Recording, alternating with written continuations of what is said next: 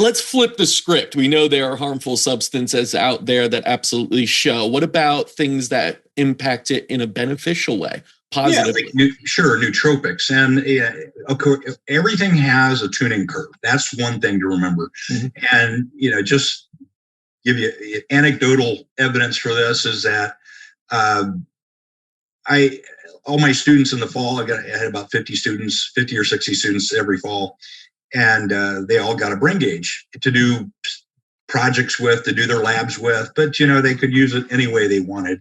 And typically, a lot of them found out, I don't test very well in the morning until I've had a couple, my caffeine. And, they find out they do a lot better after 1 or 2 espressos. And then they find out, well, what about after 8 espressos? And this is all, people just doing their own thing. And it's like, after 6, 7, 8 espressos, no, too much caffeine makes you a nervous wreck and you can't test well.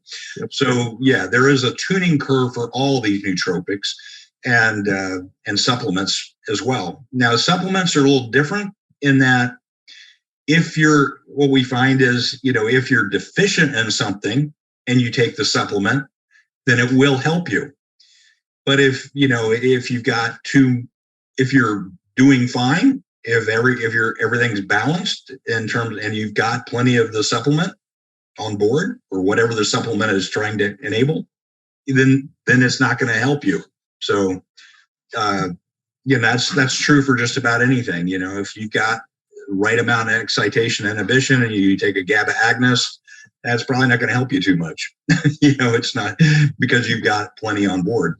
So, it's and exercise in general, we found exercise does improve brain gauge scores quite a bit, especially. But we, in our exercise studies, the interesting things that we see are that, people that are normally exercise a lot, so let's say somebody runs 4 or 5 miles a day. And they usually test a little bit better after they go out for their 4 or 5 mile an hour, 4 or 5 mile run.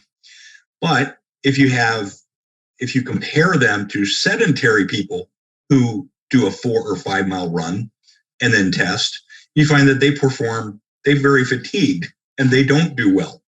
So you have to be but exercise in general, doing a cross-sectional study will show you that people that exercise and are in good shape perform very well compared to people that don't.